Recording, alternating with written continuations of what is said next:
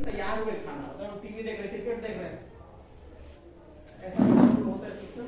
वो बेंजिंग या बेंचिंग कुछ ऐसा है, कुछ एक टर्म है जिसके काफी यूज होता है आजकल।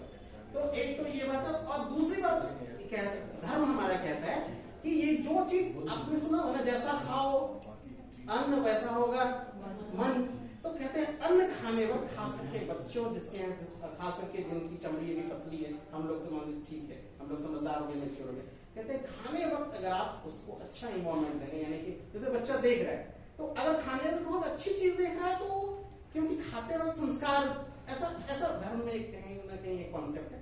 इसलिए कहा जाता है खाने वक्त टीवी अगर आप दिखा रहे हैं तो कुछ और भी चीजें आप उसके अंदर भेज रहे हैं, इसलिए ऐसा नहीं करना चाहिए। खैर आप इस कॉन्सेप्ट को ना भी माने तो आप इस बात को मान सकते हैं, क्योंकि इसमें हमारा डाइटरी हैबिट्स उनको पता नहीं चलता हम क्या खा रहे हैं, कुछ ज्यादा खा लेते हैं कई बार, ठीक है। या कई बार अगर टीवी में बहुत हमको हमारा कोई फेवरेट हीरोइन सीरियल चल रहा है और उसको उसका पति ने छोड़ दिया, हम भी रोने लगे, पता चला जो खाना था वो भी नहीं खा रहे। ऐसा होता है कई बार, हम बहुत इमोशनल लोग हैं, तो ऐसा वाला भी, इसीलिए हम उस इमोशन से कट करके हम शुद्ध मन से खाएं तो ज्यादा।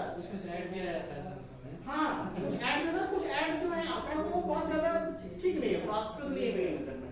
तो इसमें मुझे लगता है कि ये जो है, और बाकी सब चीजें आप ऑलमोस्ट जान रहे हैं, इसमें लिखा हुआ है कि 8 से 10 ग्लास पानी पीना चाहिए, कोई भी मील को स्किप नहीं कर रहा, खास करके बच्चों के नजरिए से मील जो भी हमारा वो रेगुलर चलना चाहिए। ये पर्सनल हाइजीन, इसके बारे में मैं थोड़ी बहुत बात की है कि अगर आप पर्सनल हाइजीन बच्चों को नहीं सिखाएंगे तो धीरे धीरे इसके बाद समस्याएं आने लगती है। और ये बहुत इंपॉर्टेंट इशू है कि क्योंकि कई बार बच्चों को पता नहीं होता है, क्योंकि बच्चों को लगता है कि हाँ रिसेस हुआ चलो निकालो खाओ, उनको बताना है कि नहीं आपको पहले हाथ धोना है ना, और हाथ धोने के लिए उसको ये बार बार रिविजन कराना पड़ेगा, क्योंकि बच्चे हैं इसलिए। और खास करके मतलब मेरा निवेदन है, खास करके प्राथमिक बच्चों से, ऐसे हमारे सेकेंडरी के बच्चे भी हैं, बट उनको क्या है बार बार याद दिलाना जरूरी है कि हाथ धोना है, और हाथ को थोड़ी देर तक रगड़ कर धोना है, क्योंकि हमारे पास चीजें होती है, बैक्टीरिया जो पैथोजेंस वगैरह है। यहाँ पर जो बात की जा रही है वो है जो मेंस्ट्रुएशन इशू है, इसके बारे में हम लोगों ने काफी चर्चा कर ली है ऑलमोस्ट। और ये हम जानते हैं कि जिस समय लड़की जो है वो ऑलमोस्ट एडोलसेंस में पहुंचती है या उसका जो एज आता है, तो यहाँ पर उसके शरीर में चेंज, और ये एक जो मेंस्ट्रुएशन है ये एक इफेक्ट है, चेंज रियल में हमारे उसके बॉडी के अंदर में है, और ये बच्चों को पता होना चाहिए। हमारे स्कूल में ये बहुत जरूरी है कि हमारे पास सैनिटरी पैड सफिशिएंट अमाउंट में होना चाहिए। और मुझे इसी कार्यक्रम के दौरान में पता चला,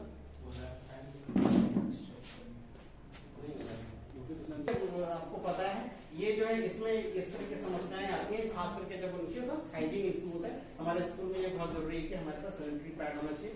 और इस दौरान हमें पता चला कि बहुत सारे एनजीओ ऐसे हैं जो सैनिटरी पैड वेंडिंग मशीन जो है वो स्कूलों को देते हैं। तो हम कोशिश हमें करना चाहिए कि ऐसे एनजीओ से कनेक्ट होकर के ये वॉश योर हैंड से, इसके बारे में आप बता दीजिएगा बच्चों को। इसमें कुछ स्टेप्स है कि जैसे सीधा है, फिर उल्टा है, फिर अंगूठा है, फिर मुट्ठी है, फिर नेल्स है, इस तरह से।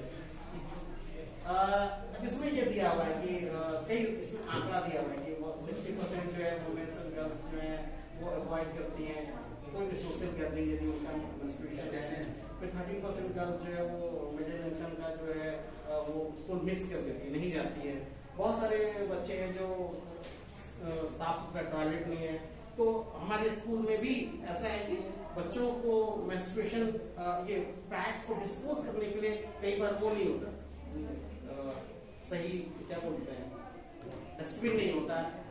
मुझे तो कई बार ऐसा लगता है कि हम लोग क्या होता है, या तो बाथरूम होता है वहां पर जाकर बच्चियां जो है हमारी फ्रेंड्स या जो भी इस तरह के, मुझे लगता है एक ऐसा रूम होना चाहिए जहाँ पर कि कोई मतलब वहां पर कोई सीट नहीं बना हो, जस्ट एक रूम की तरह होना चाहिए जहाँ पर जाकर के अगर किसी को जरूरत हो तो वो इस तरह से चेंज कर सकते हैं। और वहां पर पैड ही नहीं, साथ में क्या बोलते हैं वो टिश्यू या फिर उस तरह की चीजें होनी चाहिए जिससे कि उनको मदद मिल सके। किस तरह का एक आंकड़ा ये हमारे पास है। ये पर्सनल हाइजीन है, इसलिए जैसे कि आपको किस जैसे बेड है, फ्लोर एरिया है, वॉशिंग कपिंग करने के समय आपको जो है वो ठीक से कप करना चाहिए। इसके बाद जो है बाकी जो आपका जेनिटल लिया है उसको भी साफ सुथरा रखना चाहिए। आपको भी मेंस्ट्रुएशन है, जो कई बार ऐसा होता है कि इस उम्र में लोगों के जो जेनिटल ऑर्गन्स हैं अलग अलग तरह का फ्लूइड आता है, इवन आर्मपिट के नीचे से भी जो है वो फ्लूइड, मतलब एक तरह से कह सकते हैं अलग तरह का ऑर्डर आता है। तो ये भी एड्रेस करना चाहिए, क्योंकि कई बार बच्चों को पता ही नहीं होता। हम इसकी चर्चा अगर भी कर लेंगे तो वो बच्चा आपसे पूछने आएगा, नहीं तो कई बार नहीं पूछने आता है। तो ये इस बारे में भी हमें अवेयर करना चाहिए। और बहुत सिंपल सॉल्यूशन है, ड्यूड्रेंट अगर लगा देंगे तो वो ऑर्डर नहीं आएगा। बच्चे को बता देंगे कि हाँ भाई, खास करके जो लेडीज टीचर है, हाँ भाई तुमको मेंस्ट्रुएशन के टाइम में इस तरह से पैड का इस्तेमाल करना है, कितने घंटे में। कई बार होता है ना, हमारे यहाँ बड़ा ये भी है कि अगर एक बार पैड लगा दो, वो कई 12 घंटे 24 घंटे तक कई बार माँ बाप भी फोर्स करते हैं, लेकिन उसका भी टाइमिंग होता है कि कम से कम 4 से 6 घंटे के बाद बदल देना चाहिए। तो ये सारी चीजें हमको बताना चाहिए, क्योंकि ये बहुत बेसिक चीजें हैं जो कई बार पेरेंट्स भी नहीं जानते हैं। तो इन सब चीजों को हमें इसमें लगभग बड़ी सारी चीजें हैं। ये है क्या, कई बार इसके कारण बहुत सारे बच्चे को माल न्यूट्रिशन होता है, और खास हमारे इंडिया में 2 चीजें बहुत तेजी से देखी जा रही है। एक तो ये लड़कियों में एनीमिया बहुत तेजी से, हमारे यहाँ तो बहुत ज्यादा है, मतलब इवन झारखंड में, भारत में भी है। तो 2 केसेस बच्चों में देखा जा रहा है बहुत तेजी से, एक तो एनीमिया वाला और एक विटामिन डी की कमी। क्या विटामिन डी की कमी पे चर्चा नहीं है यहाँ पर। ये है कि कई बार बच्चों को इस तरह का होता है, उनको आप देखिए कई बार सिर दर्द होने लगता है, कई बार वीकनेस होने लगता है, उनका चेहरा जो वो पीला पड़ने लगता है, इस तरह का। ये आपका वॉशिंग हैंड, ये जो है आपका इसका स्टेप, इस तरह से हम लोग को हैंड वॉश करना चाहिए। और ये केस स्टडी है कि 2 भाई बहन है, और एक जो है भाई जो है बहन जो है उनको उसको भी इसी तरह का आर्मपिट से एक ऑर्डर आता है, या फिर उसको जेनिटल ऑर्गन से इस तरह की स्मेल आता है, तो अपने टीचर से पूछती है, नर्स से पूछती है, तो नर्स बताती है, तो उसको समझाती है, फिर उसको बताती है कि कुछ ड्यूड्रेंट लगाना चाहिए, और वो फिर बहुत अच्छा, बहुत कंफर्टेबल, बहुत कभी क्लास मिस नहीं करते।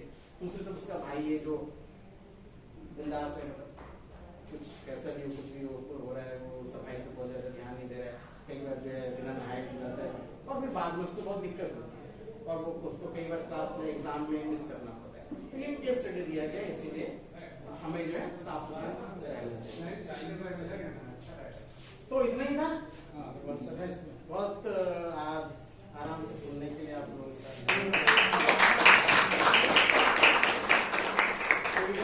सुनूंगा बहुत तेजी से बात में उसका